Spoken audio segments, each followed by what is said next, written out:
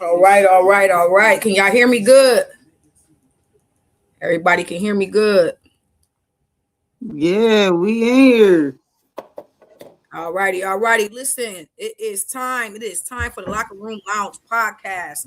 And tonight we have a special guest. Other than Miss Play Your Role and myself, Miss Shay Shay Shaboom, we have none other than Greg French, one of our brothers, man, T High alum, businessman. He is in the room tonight. We are happy to have Greg tonight, man. Thank you Man, for appreciate it. you see Dion. Yo, wait, time out. I had to You do see it. the T high? You see Yo, it? listen. Go It back. ain't listen, boys don't understand. When you hold something special, I got something from the boys team and the girls team from 25 years ago. So when I'm telling you, I'm holding on to facts. That was last week. I had our warm up on. This week I bring out the boys shorts. You know what I mean? Man, that's dope. That's dope as hell. Yes. So Yo, it's listen, funny. My grandmom's pulled that jersey out like a couple, like right before she passed. Type. That's what's I up. forgot she even had it. that's a throwback right there. That thing got to be like what 20 something, 25 years old. Yo, 25 this is my years freshman year old. joint before they changed them. These the old joints. These Right. are all old You joints. still have Maybe the like sleeves on 30. these joints like a t-shirt, damn near. Right, right. So That listen, we public got school funding. for sure. D, what you got? What you got for I'm gonna get to Sharon in a minute, but we got an hour. It goes by quick. We got some topics we want to cover, and we brought one of the elite on tonight so he can give us a different perspective, maybe a male point of view, but not only that, just the athlete point of view all the way around, and then we'll go from there. Dion, you said you got some stuff with some music, or what's up? No, I don't. You mean music? I don't. That's you with the music. I was over here jamming, listening to some throwback oldies but goodies. But I had asked both of y'all. I had sent y'all uh, a question as far as what was y'all. I just wanted to know. I was just being curious, as being because y'all elite point guards, as being some of your top R&B songs that y'all would have listened to. What would y'all have put inside y'all playlist to get y'all kind of focused for the game? Man, I I mean, was all R&B. Yeah, All R&B. you said okay. You said all R&B. So give me your top five Man, songs. Give me your top five songs just R&B. to get you in the mode. We definitely got to go Raphael Sadiq. All I ask of you. That joint put me in a different mindset. Okay. Back then, it was probably Mary J. Share My World, stuff like that. You Okay. know what I'm saying? Them type albums. You know what I'm saying? Because Mary, that whole album was just crazy. true. Okay. Okay. I can feel you. Come on. Yeah, that's I two. don't really have like That's two. being a I know. DJ. We got to I go. don't. Joe, One Life Stand. That's definitely on there. That was on my Mm, old school playlist. okay. What else was? It's crazy. This is an old joint. The Temptations, Ain't Too Proud to Beg. That's my word for word. Ain't nothing wrong with that. Go ahead. Man. And then probably to end it, the fifth joint would be that Jagged Edge, the rest of my life joint. Got you. Okay. Cause like I'm saying, I'm not I wasn't a traditional point guard. You know what I mean? And when I mean traditional, y'all two are y'all point guards. I was just a feeling. So to be in y'all mindset, I want to know what do y'all listen to? So Ashanti, I know you do be a couple. I mean, I don't listen to that when I play ball though. I can go from gospel to, which is first probably, to R&B. Like I can listen to that while I'm working out fast. I'll have slow tunes in my head. And then I might have some gangster hip hop on too. Like, so Okay, but I'm saying if you had to pick your five R&B songs that you could just listen to, where I'm would not you gonna go? pick. I'm not gonna pick as a DJ. It's gonna be random. I'm not gonna pick. It's still gonna be random. Yep, it's gonna be random. It's still gonna be random. Mm-hmm. Okay. All right. I respect that. Listen, I'm gonna tell you one of my top five, and right now I just straight up say, like I said, it's Rick James' "Fiery Desire" with Tina Marie. Like It, that's it, one of the first ones that if you ask me to what got me ready to play, I can listen to that and be like, I can zone out and just it is what it is. You know what I mean? Or I'll go with some Lenny Williams. I'm so old school. I'm so old school, I be in my but bag like that too. Yeah, I bet he did. But our first question, our first topic of tonight, we was all, and I seen all of us, we all hit on it, was the WNBA and the treatment that these players are getting and the cost, what they getting paid for. And how do we see it? Because Greg, you got girls, you know what I mean? Right. And it's a different aspect of you having girls and, them possibly playing basketball later down in the future and what you can see. I mean, what do you think is what's going on with the game? I think what's really holding it back is women supporting it. So because it's not as sexual, and a lot of women don't support that because, like, stepping out, Angel Reese is like the first one. Like, maybe you go back to Lisa Leslie, like on some pretty girl hooper stuff, but like to actually, like, for the masses to get behind her is Angel Reese and it's second to none. So, but without sexualizing the game, the only thing, and we were discussing it, the only thing I could think of without sexualizing the female game would be to move the hoops down to about 9.5 feet. That would give girls who are on the edge of dunking and bring that excitement in, because if they're already playing with a smaller ball, why should we be playing on the same size hoop, same size rim? It makes no sense. You know what I'm saying? So I think that's what's really holding the girls' game back, because technically the girls' game is more technical than the guys' game. If I was to teach my son how to hoop, I would show him a girls' basketball game. But when you're trying to watch it, it's like baseball. It moves so slow that it loses you sometime. If I seen Caitlin Clark come down the middle and dunk on Angel Reese, you got my attention. I'm locked in for the rest of the game. But even the 3-pointers, after a while, it's like, okay, you know what I'm saying? Like, it's cool, but it's missing that excitement. You know what I'm saying? And that's the only point of the game. I'm a big, I let everybody know I do not watch women's basketball unless it's certain teams, and it's certain players. And the reason why is because it does not excite me. It's not exciting to me. I can see the play before the play happens. That's the way my mind works. My mind has always worked like that. I never really was able to watch it. The only team I was able to watch back when I was younger was the Comets and the Sparks. I was that type of, like, you had to be on a fast pace. But I get what you're saying as far as possibly lowering the hoops and being able to see some of these girls that still got some ups, but then you can be able to do that dramatic, because that's what they're missing. They do everything else that the guys can do, but we don't have that dramatic to our game. I also think we need some backing more, and I know Ashanti, you're gonna agree with me, from the NBA side. The NBA, the guys, somebody from the NBA has to be able to step up and say, hey, ladies, I got y'all. You know what I mean? Like, I even go back to like point, but I feel like a lot of them have tried though, like the LeBron, Steph Curry. So that's why I don't feel like necessarily, like, in the NBA, like, I'm deep into it because my daughter did hoop. So I really started looking into all this stuff, and the WNBA takes a loss every year. So the NBA has to compensate that money. You know what I'm saying? So they're backing them. I just feel like women will complain about it, but then they won't watch it. You know what I'm saying? Like, when the whole Caitlin Clark stuff was happening, we don't want it to be just about her, but as soon as she stopped playing, the ratings tanked.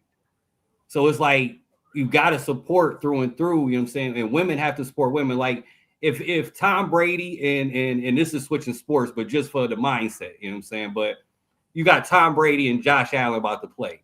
It's not a man on the planet that's not going to be in front of that television with their son, with their kids. So now you're getting that viewership. Now, we could say the same thing with Angel Reese and Caitlin Clark. You're going to get a mass, but not the mass that you should really get. Like, that should almost be the equivalent how popular they are now to Tom Brady, Josh Allen playing each other type. I get what you're saying. What's your opinion on this, Ashanti? Because I know you got a mouthful. I'm always the oddball out the gate, and that's cool. I love to be the naysayer. Like, So I agree with half of what y'all said. I disagree with the other half of what y'all said. I disagree. I don't watch men's sports is boring to me. Men's basketball is boring. College extremely boring. It doesn't get hyped for me until the playoffs, and then you got some of the same old people doing what they do in the playoffs. I am a big advocate for women's sports. I'm a big advocate for the WNBA and NCAA for women's sports. I follow them heavy. I study them heavy. I say that I know me and Dion was talking earlier. She was saying why we got to play with a smaller ball. Like I grew up playing with a men's ball. So did Dion. So when we in high school, you played with a, if I'm not mistaken, we played with a regular ball. We didn't have smaller balls. You know what I'm saying? Yes, we did. Yes, we did. We had a smaller ball. It was 28.5 joints. So yeah, we've always right. Which is, but let me finish what I'm saying. What I'm saying is, which is stupid because you can play with a male ball and you can do the same thing with a male ball. You just got to play with it. So that shouldn't have been changed. Period. That doesn't depict what you can do, what you can't do. As far as the rim coming down, I feel like I low key feel like that's just a misogynistic type like, oh, they're female, so they can't. No, that's not true. No. We can't misquote me. What I said was to bring excitement. It wasn't me knocking the women, but let's be real.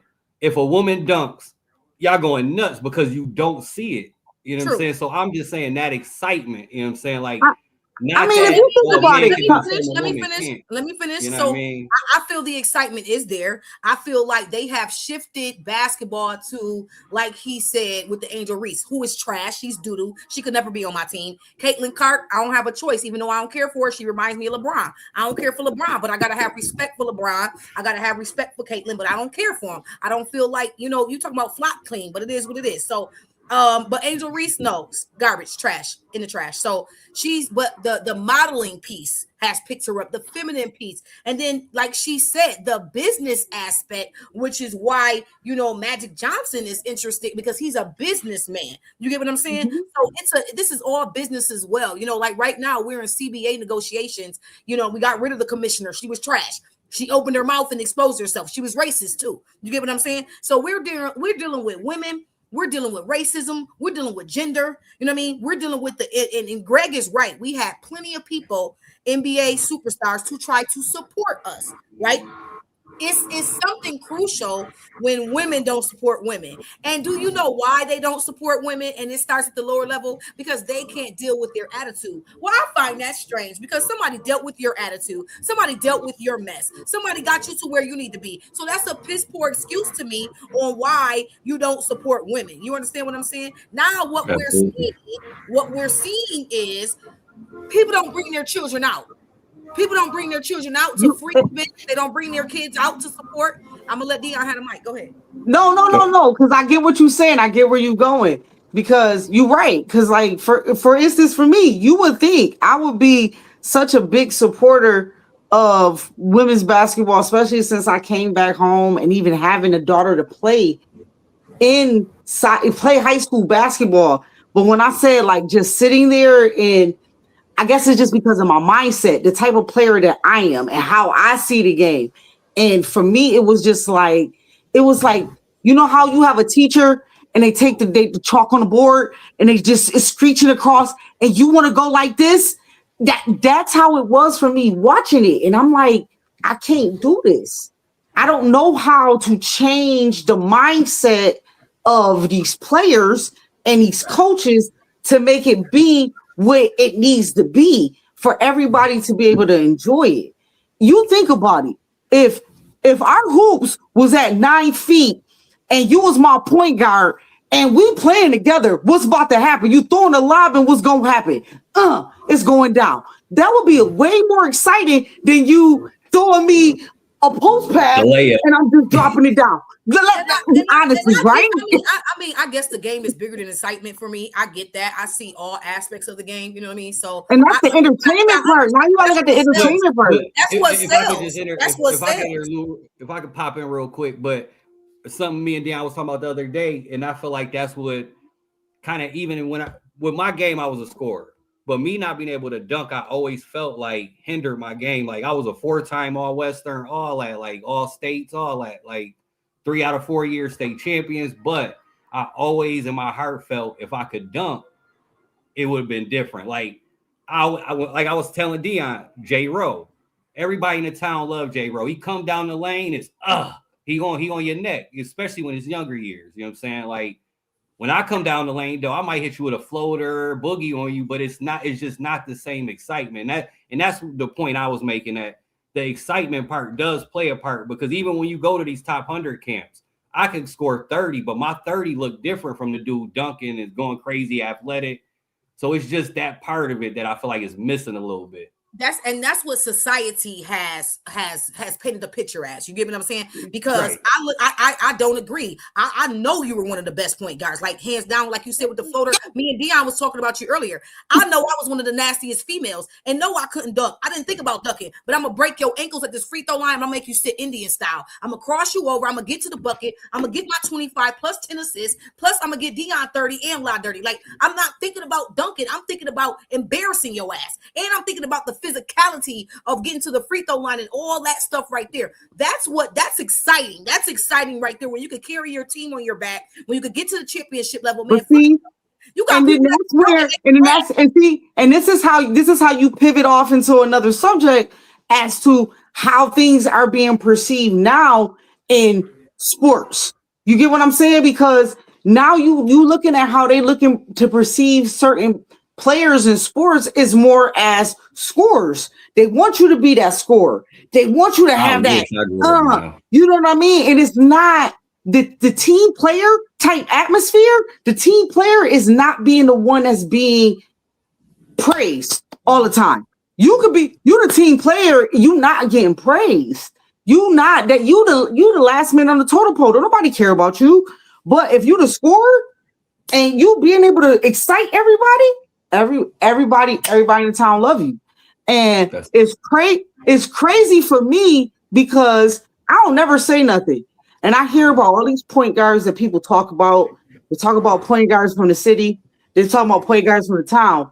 And I'm like, I don't never, and it ain't no bias, and I don't care what nobody say. Don't nobody ever say Greg French. And Greg, I know you was and me and Ashanta said it. You was one of the most arrogant motherfuckers, excuse my language, everybody. He had to be. That walked around in high school. You was the most arrogant motherfucker that walked around in high school. But your game backed it up. Period. Your game backed it up. Your game spoke for itself. But it's so crazy to me that they don't ever mention your name. They don't talk about me either. But I do hear here and there, but I think a big part of it too is like when I stopped playing, I just lost the love and I got out the circle. So like where a lot of people keep playing and you see them in the rec league and you see them all the time and they your man and you like you think about them. You know what I'm saying? Like I'm out of people's mind now. Like I went, did my daddy thing, got my business, my money right. I just literally left basketball in the mirror because it hurt me more than helped me. No, Dion, stop. Go back to what you said, Greg, just now. It hurt me more than helped me. You know what I'm saying? Exactly. But and I get what you're saying, but my thing is when you talking about you training a kid and you want them to understand, especially a point guard, and talking about the mindset of what a real true point guard is. I just told my wife this today. You was the first Steph Curry that I ever seen in New York State. Greg, and I didn't even know Steph Curry before Steph Curry was. I told her that. Like you was legit. Like if I look at it and go back to how things was, you was the Steph Curry before Steph Curry was Steph Curry. Because the things that I see Steph Curry doing now, you was doing in our gym. You was doing on Maston. You know what I mean? And for people not to understand the greatness that happened during that time, sometimes it irritates the crap out of me. Because numbers play into it too. Because we were, people forget we were winning by so much. And once we beat PA by 100, me, Terry George they only let us play half a game. So when you look at our averages, we was averaging 25, 30, whatever through section, but that was in 2 quarters. You know what I mean? If people forget that, like my senior year, we were winning on an average of 50 points a game. Like it was crazy. So literally by the 3rd quarter, me and Terry wasn't seeing the court. So when you look at our numbers, we still high 20, but just imagine if we played another quarter, another even 5 minutes, you know what I'm saying, what them numbers would look like. And they already crazy. And Right. it's like Right. breaking even that team down. I had 2,000. Dawan had 2,000. Aaron Marshall had 1,000. Daryl Jacobs had 1,000. Terry George had 1,000. Like we had 5 people with either 2 or 1,000 points. Like it was nuts. You know what I'm saying? Now imagine, and mind you, the girls and boys team was doing the same thing at the same damn time. I mean, at the same damn time, we blowing teams out by 50. We blowing teams out by 70, 100. Yo, we used to be, boys don't understand. We used to be in competition talking in the hallways about what was about to happen that night. Like, yo, who gonna have the highest score? Who gonna put up the highest numbers? Because I hate to say, when the boys hit 100, we was like, oh, we got to get ours. And best believe, if you look at the record books, we turned around and we got ours. Right. And Greg says something. He makes this valid point. All I'm saying is, one thing is, if I could have transferred my Turner Carroll stats over to traditional me, oh my, right? That's another topic for another day. But at the end of the day, it's a different mindset with us as point guards. Like he said, when I see you, I was dogging you. Right? I'm coming for you. Like, it's nothing. You're gonna respect me. And that was the same mindset I had. We came out. I used to watch Greg light it up from half court, jokingly. You come in the gym, just jokingly light it up, like, and that was the same mindset. Like, okay, we about to kill this thing. You know what I'm saying? And I just think people forgot for real, like Dion said, what we brought to the table, who we are, what we are. Like I said, some of these people in this area that made it to the league, they would have never. If I came up in the Midwest, I'm in Toledo, Ohio. If I went to UT, WNBA, easy. If I was out west, if I was in the only other conference other than the Northeast that's nasty is the SEC right now. The SEC is sick for females. You get what I'm saying? You gonna ball out. And where Connecticut is, it's you know what I'm saying? But they undefeated right now. So you put us in our area, including Greg, including Terry, including Daryl, you put us in our area in a different league or section or whatever. You know what I'm saying? We all at least we gonna be draft picks. We going somewhere. You know what I'm saying? We all going D1, that's for sure. You know what I mean? And I think I had a mentor say to me, I didn't even tell Dion this. I had a mentor say, man, it's because of the competition y'all had when y'all was coming out. Who? Because my competition was one white girl from Holy Angels. Everybody else asked me, look, who you talking about? Competition. I mean, I feel like even with the like going on the boys end, that was probably the best. That was probably the best time. Traditional had to me. And it might have been, and they came out a little bit before. The only competition, I'm gonna go back to my old high school, that I see that was the equivalent was Turner Carroll. There was no other competition. I say back then, Greg, am I wrong? Really, y'all only real competition back then might have been Turner Carroll, Seneca. Sin. Well, not being funny, they was comp, but like past sophomore year, Turner Carroll and like locally, that was it. Right, and we was really worried about it. You know what I mean? Like nobody else. Okay. Nobody else. But see, and then so I'm gonna tell you, and so now me being a parent into this, like obviously the boys is done with basketball, and I kind of can see how things now is similar to where it was back when y'all was playing, kind of even. The girls' side, I'm not too sure of, which I pray that God shows me the way that hopefully next year that'll be something that's totally different, that I'll be able to give y'all more girls information. But from the guys' side, it looks like how it was back then. You get what I'm saying? You only got your couple of teams that's like your top tier teams, and that's it. And you know what I mean? Your couple of players. And for me, it's different because you can't play basketball like that anymore. You know what I mean? Like they not. You said they what? They gatekeepers now. Where when I was a kid, if you was nice, you knew what teams you was gonna play for. You was gonna go to GC. If you was that boy, you was going GC, Dewey Street, or Alleyway. That's it. It wasn't no. If you played with anybody else, you was like a CBA. Like you just couldn't make it with the big boys. And Greg, peak game. It was only one AAU team and one AAU coach from Buffalo, and everybody know him.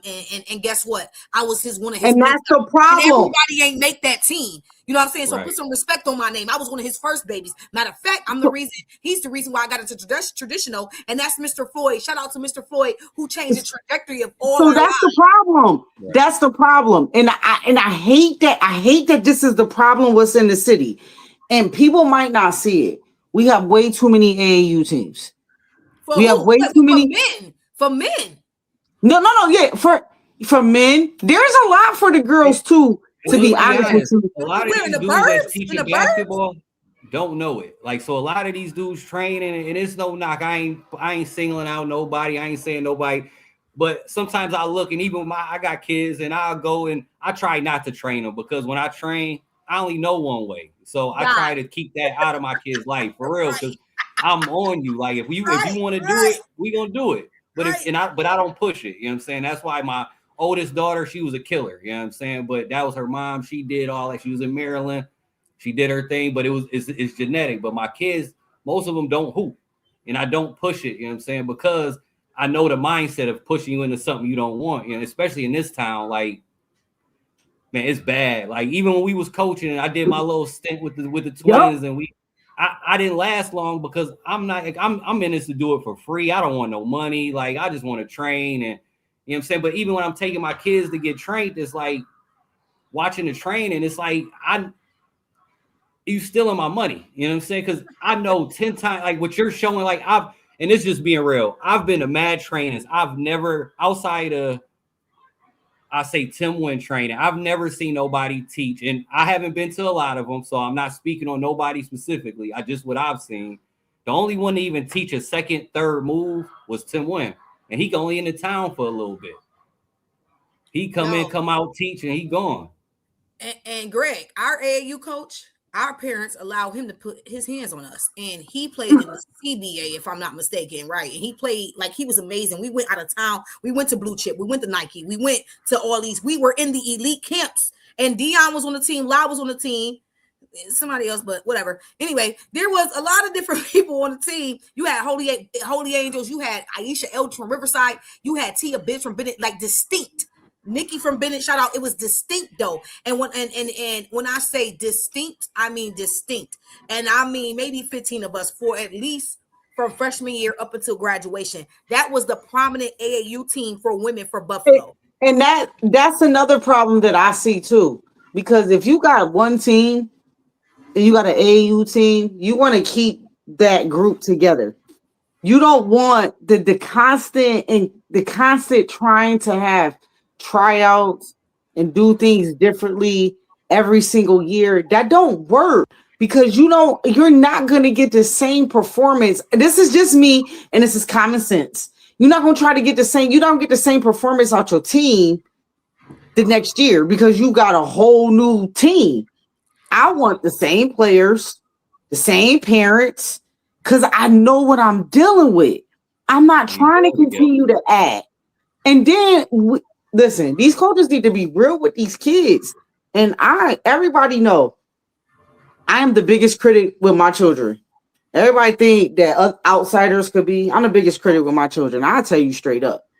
Yo, you ain't going D1 for no basketball. You better think smaller than that, because and it ain't no knock, because it's where we come from. It's the exposure that you get. None. You get what I'm saying? And I don't want nobody to be like, oh, Dion trying to downplay them. No, it's the exposure that you get from this area. Stay right there. So it's so I'm so glad you said that word, exposure. Like Greg, and again, one of the top point guard, I salute. That's like my brother. I study his game to make my game better, real spit. So you have your parents, and this is something me and Dion talk about often. Parents have to be educated as well, right? In order to get your child to the next level, they have to be involved. They just have to be, right? It also takes the coaches to contact these schools to get the recruits in the room. At a male's game for T-High, everybody's there, right? For us, right. I could count on half of a finger. Well, first of all, they was coming to see La. They weren't coming to see La, they were seeing Dion. So we got looked at just off the strength of that, even though it was so much more talent. You get what I'm saying? So I do feel that the recruitment for our area, West New York, it is trash. It is garbage. If Dawn Staley now could have watched us then, I promise you, our starting five would have been at South Carolina. I promise you that. But I'm gonna tell you the reason why that's like that. It's just because of the reputation of what our area has. What's the reputation? Educate. Well, can I add to that too? Because I feel go like ahead. I feel like we'll play into it. Like we all done played, went to school out of town, and it's just different. Like when I first got to Texas, and they sent me back down to go JUCO, because when I got to Texas, some things happened. I had to go down to the JUCO down in Paris. The moment I got there, I pull up, and Paris High School is right next to the Paris College. Paris was the #1 JUCO in the country at the time. Like D1 JUCO, man, they was nice. But when I pulled up, I thought I was at the college. It was the high school. But that's how they roll down there. Like they put money into filming, they put money into to getting their players better. They put it in their gyms. They invest in that, and that roll into politics and stuff, because we take a lot of our money in the inner city and then we put it in the food stamp, Section 8, where those other areas where you see those kids with the extra stuff, they're in areas where they're paying heavy taxes, but the money gets put back into the community where it's not spread out with 10 million. Because even when you look at the geography of a map, I think it's something like, I'm not sure offhand, but it's like 70% of the world is on the East Coast. The United States is on the East Coast. So you got only like 35% is on that other side. But if you look at those schools, USC's, the way these schools is built in their high schools, it's nuts. It's nowhere. Like you go to our high school, small ass gyms, old ass jerseys. They coming out with Oregon Ducks looking joints. Like absolutely different jerseys, Nike sponsoring them. They got NIL money running through them high schools now. Like it's crazy. I don't know if Greg noticed. I went to school with Terry George. I was JUCO too. Not that I needed to be, because I got accepted to Mansfield. I got accepted to a couple places. I'm JUCO. Terry lived right under me. But when you play for a racist coach, and I'm not talking about my assistant coach, if she sees this, she's amazing. She's my friend on Facebook. First of all, my coach, we whooped his ass, Gowanda, every chance we got, right? Now we get there. You know I'm better than, because I'm going somewhere with this. Hang with me, y'all. You know I'm better than these guys that's been there. But because this is your first, I've witnessed this in the Army, and Greg, I'm gonna go there with business later on, but I witnessed this in the Army too. When leadership gets in their position for the first time, they don't think like us. They think about impressing people. So you got this coach, he's just taking over for the women, and you want to impress and you want to please instead of putting in the position that you know. Here's another thing. Some coaches are prepared to deal with inner city players and inner city problems. Let's go there, right? So now absolutely. I'm facing racism. I'm facing this challenge of playing time and this and this. She might be on. Her name is DJ. She's a ref. She will be in the stands like, why the hell would they have you on the floor? They will be up so much more, because I know if I'm not hitting offensively, defensively, I'm shutting their star player down, period, right? So I faced this. Terry watched this.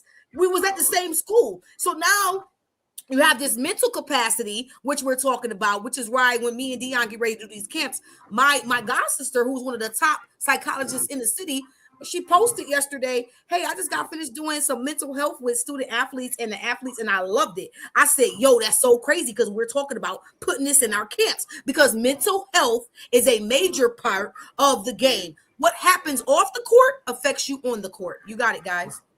No, you good, Money. That played into my too, because a lot, like, till I got older, you know what I'm saying? And it's just me, you know what I'm saying? I'm just an honest, open book type person. I don't care how people look at things. But when I ended up graduating, I ended up going deeper into my mentality. And I was a psych major, you know what I'm saying? But I ended up finding out I was bipolar. So then a lot of shit that was happening in high school, and because I never could understand like why I'm high highs, low lows. Like if I didn't have 30, like literally, like I would work myself to death. Like welcome. Hold on. I'm sorry. I don't want to cut you off, Greg, but welcome to the club. Welcome to the club, because I obviously same thing. You know what I mean? I've been dealing. I'm my worst critic, Greg. Yeah, and I've been dealing with it for over 20 years, and I've known about it. You know what I mean? So go ahead, keep going. I'm sorry. Yeah, so I just had to y'all. It's healing. I went and got help for it, because there was a lot of stuff that came with it. Like womanizing and I'm tripping and I'm like blaming the world for the stuff I'm doing and I'm getting mad at people. Like, for example, you in a relationship, you find out your person doing weird shit, but whole time you done clap like 10 different girls' cheeks and drag this girl through the mud, and I'm still looking at you like you ain't loyal. You know what I'm saying? Like stuff that don't make sense. You know what I'm saying? Like I had to come to grips with me. Like, yo, I'm the problem. You know what I'm saying? Like I gotta fix me before I can, you know what I mean, move on and fix anything else. And that's where the arrogance, the cop, because I had to keep that persona because I couldn't, in my mind, I could never let go of it because I can't come off that high, because if I come off the high, I'm at that low. You know what I'm saying? So I'm gonna tell you, let me ask you a question. You ain't really feel it. You ain't really feel that depression, that bipolar depression until you put that ball down completely, correct? Nah, it was while I was hooping. It was while you was hooping? Because I'm gonna tell you, once I put the ball down, and that, I guess basketball for me was always, and I never realized it, it was always my outlet. It was always my go-to. So I have a very addictive personality when it comes to something that I'm interested in. So if I get interested in the drawing, I can be drawn. You're gonna find me 6 months straight, and that's what I'm gonna do. And I'm addicted to it. So when it came to basketball, with me, I had to find out through counseling from the age of 4 all the way up until I put the ball down. I think the last time I really played basketball for real, I was 25. That's all I did. But after that, I noticed I didn't have nothing else to fulfill that void. And then that's where the other stuff started creeping in. Yes, I had those personalities, like those symptoms and stuff before, but I never paid attention to it. But they came heightened once that ball got put down and I couldn't do it no more. It was like, yo, I'm like an absolute light switch. And some people, though, you would never know. But some people like, yo, I can go from here to here in about 2.5 seconds. But I had basketball before to balance that out. And then after that, I had to find other things to kind of balance it out, to figure out, like, how to keep me in a balanced mode. So, but I was just wondering, was it because, after you put the ball down, but you said it was during it. That's crazy. Yeah, I was being tortured while I was hooping. And I really didn't. Like Greg, I agree. I ain't mean to cut you off. Like Greg and Dion should know this. It was the same for me. I'm like Greg. Like it was during ball for me. Okay. Dion knows that. But what helped me was the military, and I did that up until, so I say about 32, 33, and that helped with anger. That helped with, you know what I'm saying, all that mess. And like now, about to be 43, I need the gym. I need to get back in the gym because that is what I know, and that makes me a whole nother person, and that brings me back to that. You know what I'm saying, Greg? You know what I mean? Right. And that's honestly, like, I'm kind of on Dion's where I put the ball down about 25, 26 when I took my stab at the whole little going overseas thing and got hurt, came back. But the love just from once I hit high school, it's like it just wasn't there, because it was like almost like it was, because when I came into high school, like I was already, like Dion know, like I was already in 8th grade starting the varsity point guard going in the summer league when you could.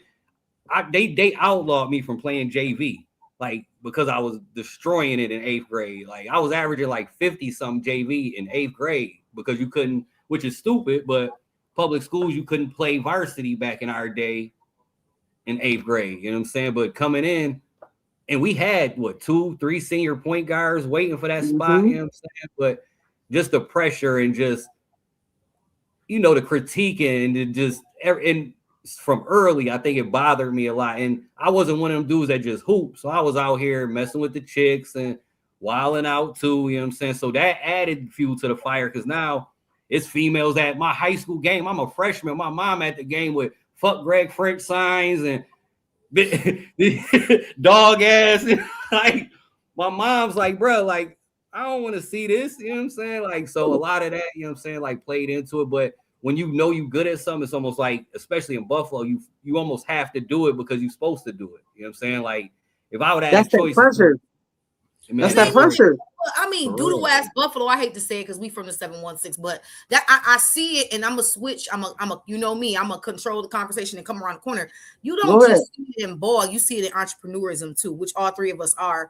It's just Buffalo, y'all. And I guess the questions I'm about to ask is like, it's oh my god, and that's why I had to leave. And guess what, Greg? I still come back and do business there with Dion left and right. So how do we get over these hurdles, regardless if we're in the game or the outside of the game? You know, at some point you see these trash ass coaches who could never play, who are coaching, that don't have half the knowledge we have, or whatever the case may be. You see so much in that. You see so much in the entrepreneur world because it's not too much different than basketball. It's still, you know, gatekeeping, crabs in the barrel, shady shit. You see it left and right. How do we move forward to circumvent or to, I won't even say bring back to normal, because what is the new normal? Like, how do we hone this thing in? How do we help? What do we do? What do we do? The same thing we was talking about women's basketball is the same thing entrepreneurial wise we have to do. We have to come together. We got to support each other. Like, I remember growing up, Delavan and Bailey was all black stores. Like the penny candy stores on Delavan, all black. The corner stores, all black. Now the Arabics done took a lot of the laws they rewritten that we don't know about. You know what I'm saying? And they done took that money and all these funds and grants that we don't know about, but they got people that research and they come together and feed each other the information. To be honest, the only one I know that feeds like financial information where it's like has to do with like anything is Drewski when he does. Oh yeah, that's my dude. All day, you know all day, like all Drew, day. He's gonna share what he got. You know what I'm saying? He's into all the programs. Like right now, a lot of people don't know you can buy a house with Section 8. Now, let's be real. Our community is flooded with Section 8. Mm-hmm. Everybody should be a homeowner. Mm-hmm. Everybody should be a homeowner. Mm-hmm. It's not one person that shouldn't be a homeowner. And they're even offering like with homeowners, just sticking in that same script, you getting 1% down. When I bought my house, I had to pay $30,000 off rip. Like $30,000, take this, you know what I'm saying? I'll get and roll me into my mortgage. Now it's might man, people are paying $1,500. Like, why would you know what I'm saying? But we don't take advantage and we don't bring the knowledge to each other because it's that crabs in a bucket. If I got a house and you live in an apartment, I look better than you, so I'm gonna keep you down there. Which to me is corny. Crazy. Right. You know what I mean? That's crazy. That's like, hey, Greg, I can't get this cross. So every time I play her, she a lefty and she beat me, bro. I need to come. Can you show me how to, you know, and you tell me no. And we in the same school and we right there in the same gym. That's crazy to me. That's why everything I get, Dion here, you know, and vice versa. Like, one, I trust her, but and I know what she's doing, where she's at. You know what I mean? I think we have this mentality of our money only stay in our community for 6 hours, if that. You know what I'm saying? Everybody else's money, it circulates. You know, the jewels. And let me just drop one quick jewel. Like, and it's just being real. You know what I'm saying? Because like I said, I don't have a filter. I don't know how to filter. So I'm gonna just be real. Right. I love it. If you right now had to take your money and you got Exhibit A is a black male, professional, all the things you would, but he black male, our mentality, how we think about it. Then you got a white boy over here. Who's gonna hold your money, honestly? I'm gonna say this only because I've been an entrepreneur for 10 years and I got 4 businesses and I move. I would say it depends on who the not you. Person. I'm just saying, no, I'm just saying a generalized answer. What a generalized person, they'll give it to the white person. They give it to the white man. Because we whitewash. We whitewash to believe and we come for each other so hard. Like, even think about how our neighborhoods broke down. You got, if you stretch out Bailey, you got about, when I grew up, it was maybe 3 gangs. Now it's like, I don't even know what they call them no more. Cliques, whatever. You know what I'm saying? They crews. It's about 50 of them. Every street is a different gang. But the difference is the gangs back in the day, they did stuff. The gangs back in the day took care of their community. The gangs back in the day, the pimps took care of their hoes. Let's talk about it. My granddad's still a pimp. and he take care of his hoes, and I see it all the time. You get what I'm Here saying? you go. We Leave took care of granddad alone. Stop putting granddad on there like I'm black. just We saying, all you know know, what granddad be hey, doing. I come from the best of both worlds, and we took Right. care of each other. When I come home, I do Unity. Greg, I do Unity Day down there with the whites. And I grew up in Sperry Park. I'm a Sperry Park baby, which is 31. Then I'm a Fruit Belt Master Park baby. Then I took over Delaware with the girls. You know what I'm saying? But in other places too. But I'm just saying we have to take care of our community, and we have to come back and teach. That's another reason why I that's come where back. I was getting to too. But that's where I was getting lead my point back to. So now we don't see, like I was saying about our community in the neighborhoods. Boom. So now you got the Arabics buying everything up. You know what I'm saying? Now we're pushing all our funds. Now keep in mind, the black dollar is the highest spending dollar in the world. Fuck America in the world. Yes. But we put it in the Arabic, Sheen, all things that like we could create ourselves. Like black, like a lot of people, when you bring up Black Wall Street, they always bring up the tragedy of Black Wall Street, which it was tragic. Absolutely. But they never bring up that they built it back. Come on, dog. I'm saying Tell like them. people, they want to keep a victim mentality and they want you to believe what they want you to believe. But in reality, only thing the Arabs doing different from us is they coming together and they taking all these programs, all these grants, and they coming together. You go to the auction. I used to go to the auction back in the day. You could get a nice little crib, 5 to 10,000, fix it up. Now they go in there 10 deep. That same $10,000 house is 100,000 because they going 10 deep and they understand in 10 years that house that they all thought I overpaid for, I'm actually making money on now because they see the future. Wait, and then they buy them next to each other. Then they buy them next to each other. Yo, and I'm gonna give y'all a different perspective because I'm a contractor and a construction contractor. So guess what? I've had them as clients. I've had them in landscaping and I've had them in construction. Guess where I started? In the city of Buffalo. They are trash. Let me tell you, they mimic what we do. They're horrible at it.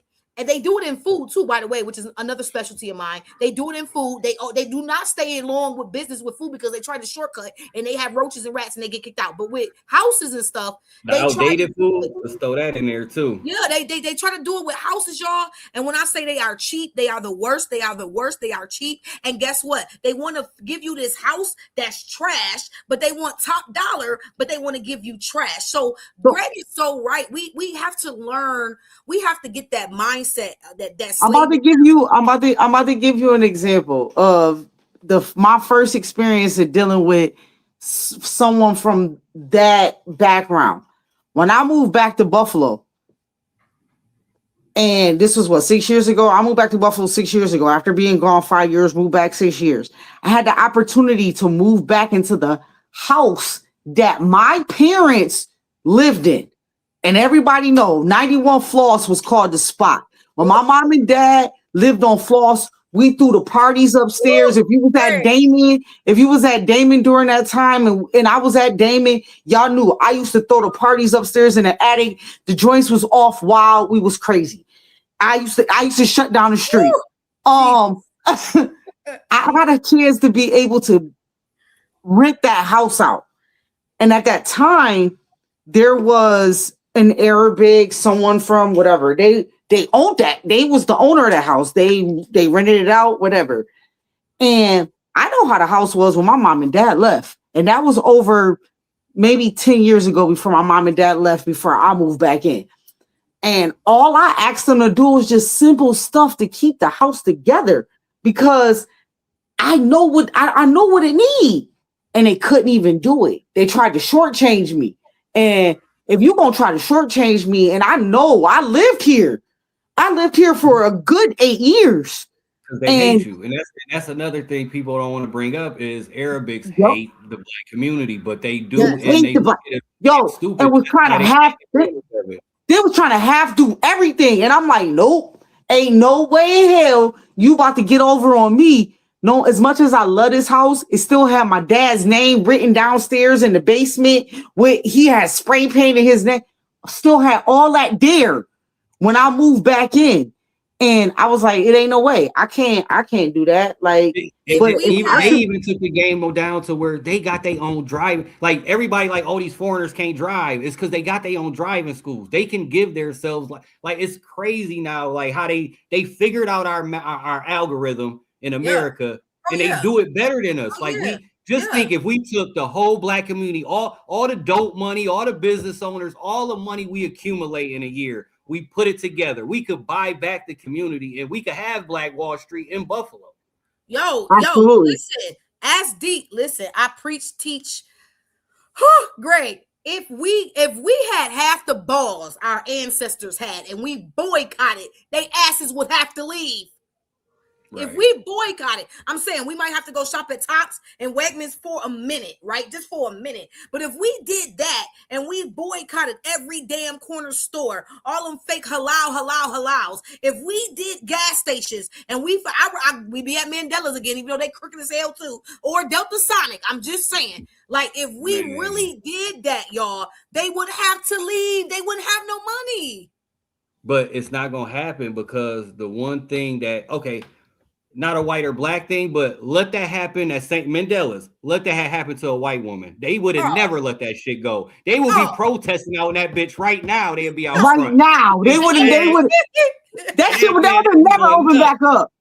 It never open back up. That shit go. But see, we let shit go. That's like when you see a little black girl get kidnapped on the news. It just fades away. That little white girl, until they find her, you're going to see a story every day about, oh yeah, we got this news on her and we got... But that's the messed up part because we let it happen. And that's what's happening in the community too. We're letting it happen. Like we can take these stores back. And people are complacent with things that are supposed to be stepping stones. People get comfortable with Section 8. You know what I'm saying? People get comfortable with food stamps. People get comfortable with welfare. People get comfortable with convenience of walking around the corner to the corner store. Nobody wants to be accountable. Nobody wants discipline. But bringing up even the food stamps, and this is what I mean about the foreigners have figured out the algorithm. You know what I'm saying? I got a homeboy connected with a Arabic store. So this man got 10 people here. I ain't putting nobody business out, but this is his real facts. He got 10 people he moved here from Iran with. Now keep in mind, he has the business. So he started a business, which is his store. The other 9 people that live with him, it's like 4 kids and the rest is women. They all get food stamps. So what they do is they put that money and all that back into the store, give themselves inventory, make triple of that, even selling it to us at a even higher than retail. Like if they go to Sam's, because I'm a bulk shopper. I go buy pop. Come on, Greg. I just was in Tops buying a 2 for $4. You know what I mean? If I sold, when I broke it down to my son, it was something crazy, like 30 cents a pop, but they charged $3. You get what absolutely. I'm saying? So, y'all take it there, and I'm not knocking it. I'm saying it's smart as fuck. So I'm not out here saying for it. We got to do the same thing. We got to learn about these Section 8 programs. We got to learn, if I got a dude that I really fuck with and I'm a female that got Section 8, get his ass out here working. You stay on the same shit they doing. You stay at the fucking house, take care of the kids, and because you already got that part set. You getting food stamps, you getting Section 8. All his money is bonus. You could be riding around in Lexuses and shit with the same thing the Arabs do. They ride around. They used to in the projects, You know what I mean? We had the Frank Lucas mindset, and then you know what I mean. They cracked down on, even though they brought the crack to us, government. Let's talk about it. They cracked down on that, or whatever the case may be, trying to make it seem everything's black man. Nah. Everybody getting high nowadays. But anyway. Absolutely. Everything Greg just said. Absolutely. So we got a couple minutes left. And I know I just want to ask y'all a question, each of y'all. Sure. And it's kind of a double-ended question. So I'm going to let Greg go first because he's the guest. 2 things. If you could change something in the community, sports-wise, what would that be? That's the first piece. And if you could change something in the community, entrepreneur-wise, what would that be? Sports-wise, it would be everybody come together, get a community center going where we get all of the best kids in the area playing in the same gym. Because people wonder why these kids ain't getting better, because it's like when we would come together to bet. Like when you look at GC team, we had our senior year, we had all 10 slots in first and second team all Western. So that's us practicing against each other, all that every day. Like now it's like you over here. And because it's a star over there, I'm fading them, which we didn't grow up like that. Like if you told me, it's a point guard at this AAU joint, he nice as hell, I'm coming for his shit. Like I'm happy now. You motivated me. Now, okay. I'm not coming in here nonchalant. I'm coming in here to bust his ass. Like Yes. Give him that work, Yes. bro. 30 plus. That was my mentality. 30 plus. You gonna hold this work. But just getting a community center or even a program where they bring all of the kids together, where they practicing against each other, where you don't need a trainer. If you playing high level basketball against each other every day, you don't need a trainer. You don't even need coaches. You can roll the fucking ball out there and you're going to challenge each other to the point where you're going to get better. You know what I'm saying? But that's why they not getting better, because they all separate. So they practicing against, let's be real. If they all came together, the 10th man on the bench for the team, I'm saying it would come together, will be the star of one of the other AAU teams.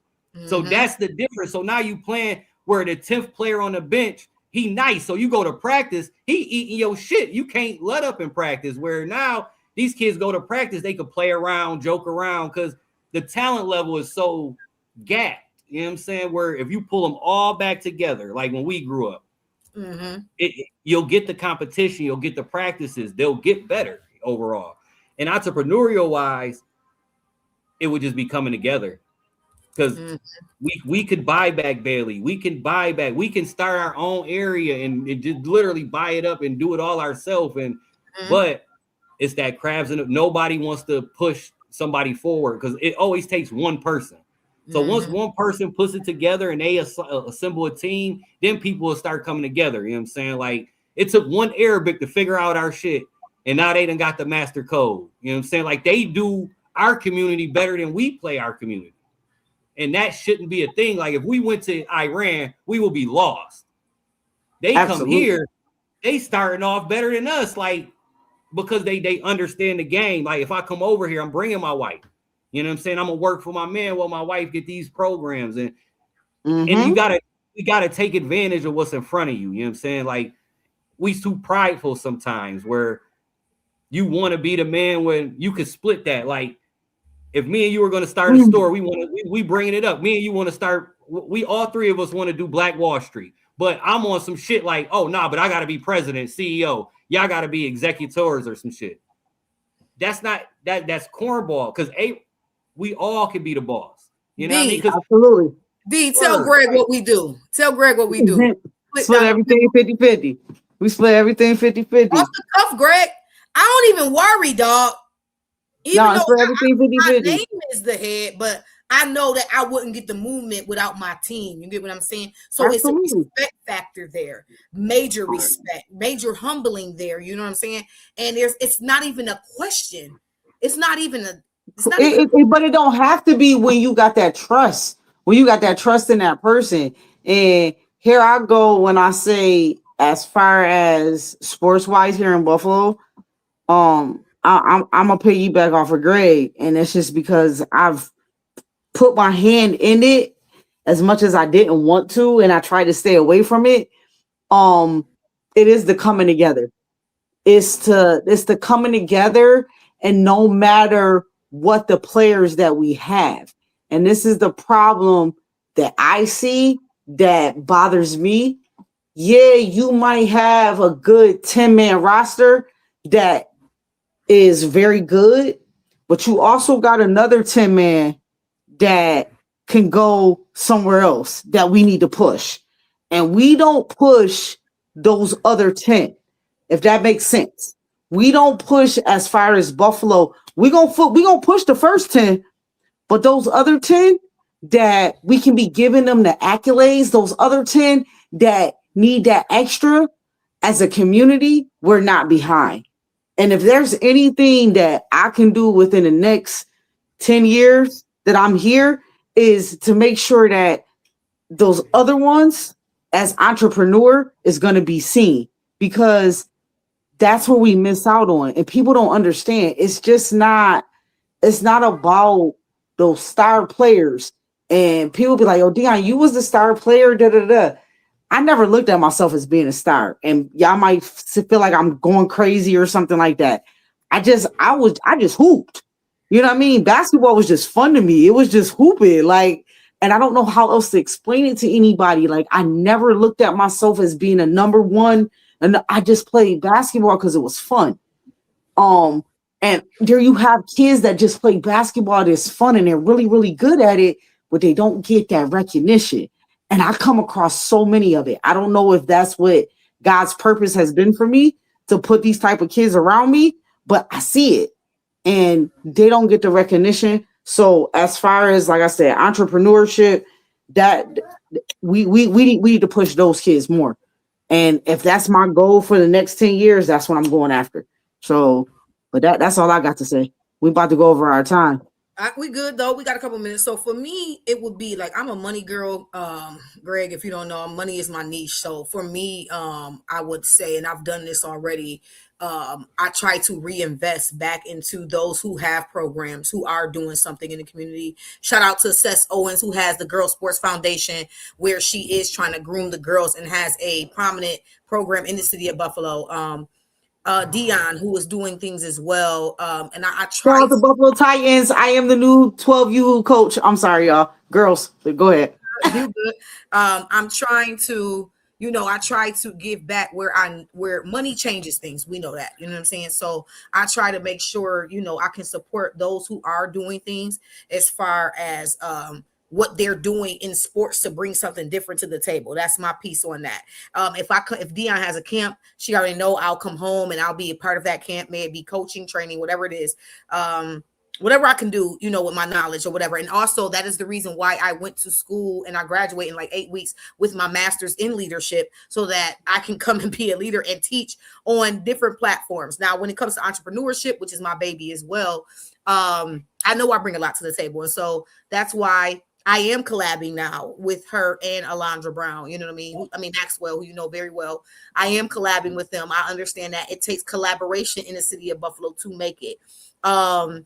Now, like Greg said, it's a lot of grant money out there. One of our mentors is in it all the time, right? As soon as I graduate, I'm going to be tapping into that as well.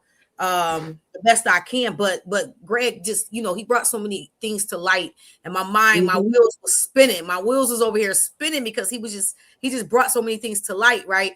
And so it Buffalo, I have to say this, they make it so hard for us too, Greg. Let's not forget who we are, the color of our skin. You know what I'm saying? They make it so hard for us compared to those who might have that oil money from Iran, Yemen, Iraq, and so forth and so on, who come in with the bag already. And even when they go to get Medicaid and food stamps, they can have it in 24 hours. But when you call us downtown, we got to have 18 forms of ID, this, and this, and they want to go through background checks, this, and this, all this craziness. So there is roadblocks that are there that we have to overcome together, like he said, and we have to be willing to make sacrifices and push and thrive.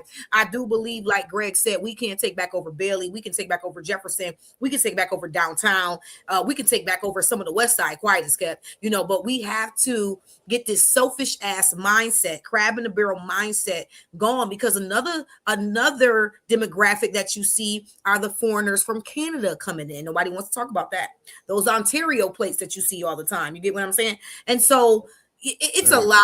We're going to have a part 2 to this. I see Greg going to be coming back on, and that's an amazing thing. But it's definitely dope.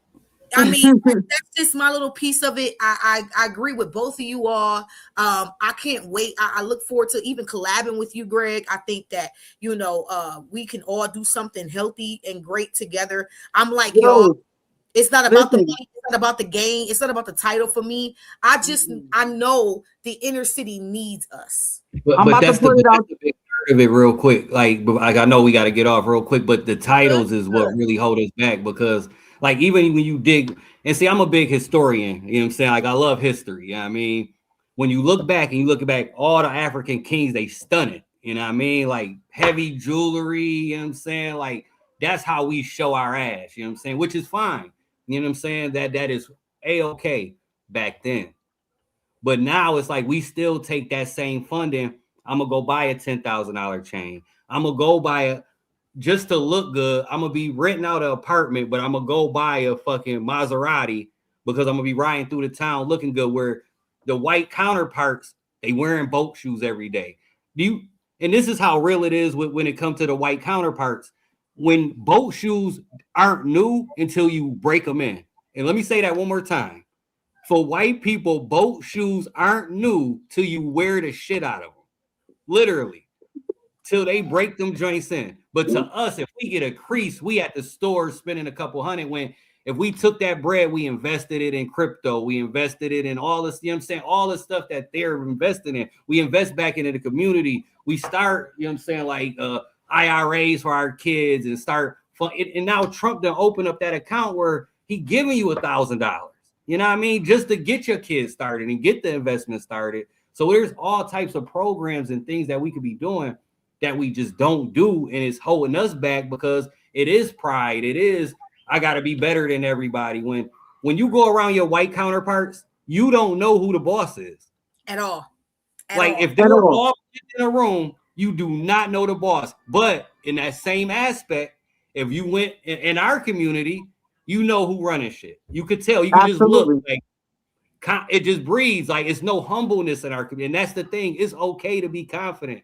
But a lot of times I even notice in my business because I'm franchised. So I deal with other business owners all the time. And a big part of our business is our colored community. And I watch the difference of how they greet customers to how we greet customers. You know what I'm saying? Like there's a total, like they want to know about your life talk. We just trying to get the fuck out of there. They know they wife. They know they kids' business. Oh, your son's still in swim class. Oh, what's it? He's still playing softball. Like they know a whole histories, and we don't take the time for whether it's the other communities or even ourselves to get to know each other. Like we just put on these fronts and these masks, and then that's what we give you. You know what I'm saying? Like we aren't vulnerable, and every other culture is vulnerable. When you listen to their music, when you listen to how they present their history, they're humble. Humble is all heck. And I will say this, there is a different lingo, but I will say all them other people ain't been slaves for over 400 years either. So, we're still slaves. We're still, not us. Well, we still got that slave mentality. But listen, before we get off, I'm about to put it out there. Whoever's watching, listen, if anybody has a gym for the summer, please, if you inbox me, Ashanta or Greg, I don't even care. I'm looking for a gym. I only need it for 2 days. 2 days out of the summer, consecutive. I'm willing to put on a camp for 2 days, but I'm looking for a gym.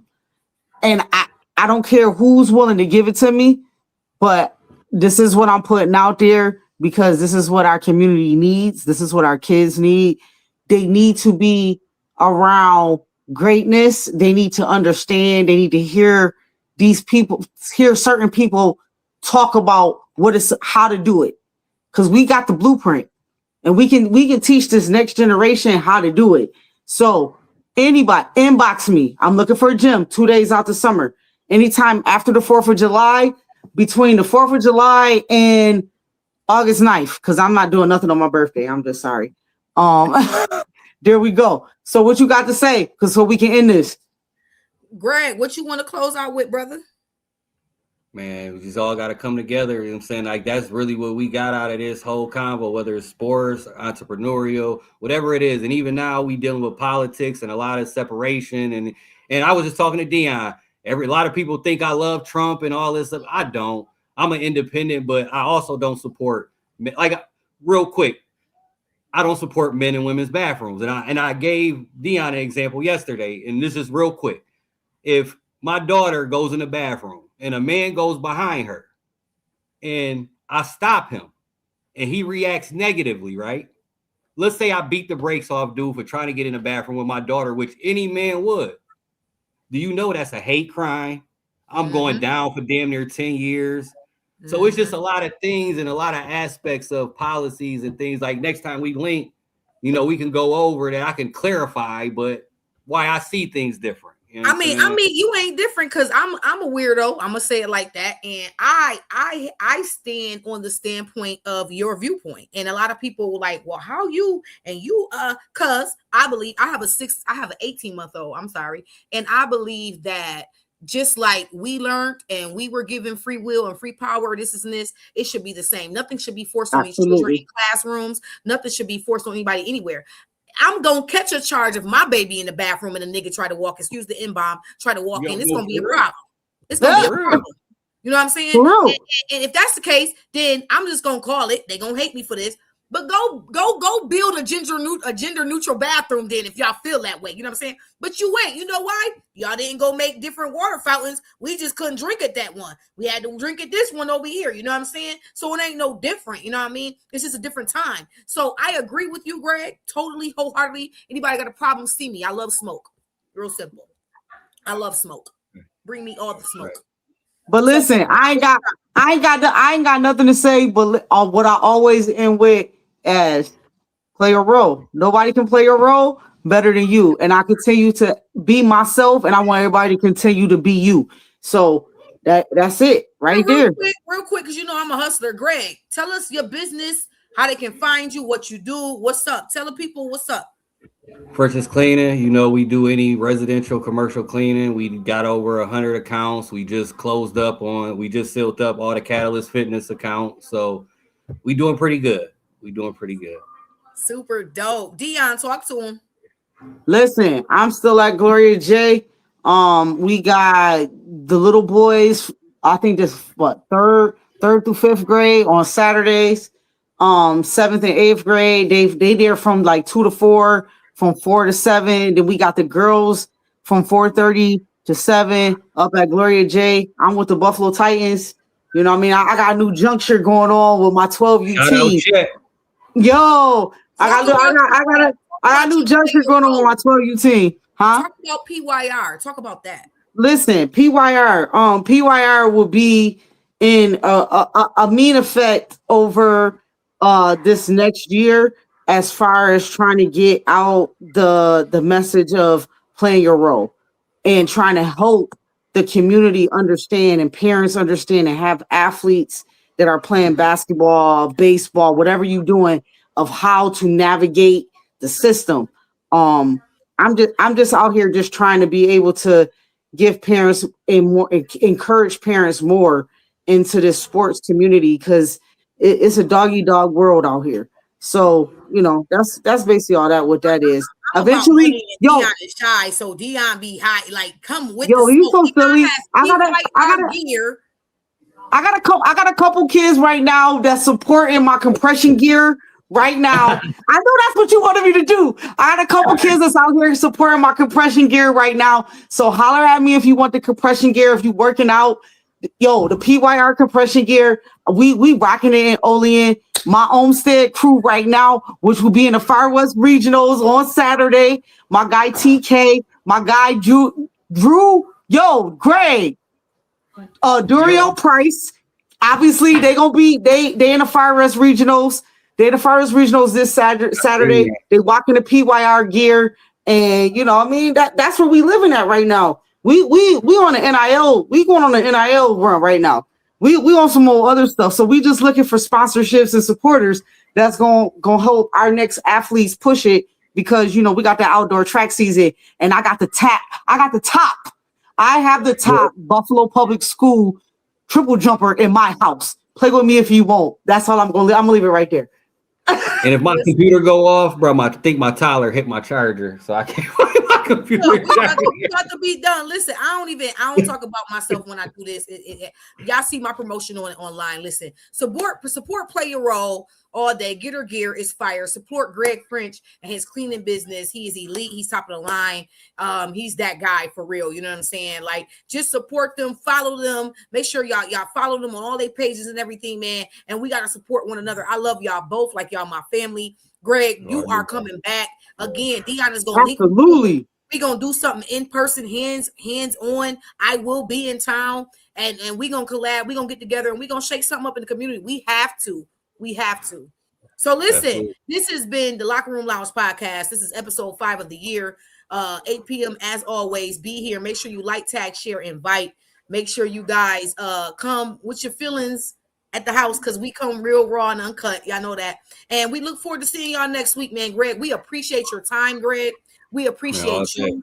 We honor you. We know who you are. We know what you did. We know you are one of the elites, and don't ever forget my brother. That's what I'm saying. Period.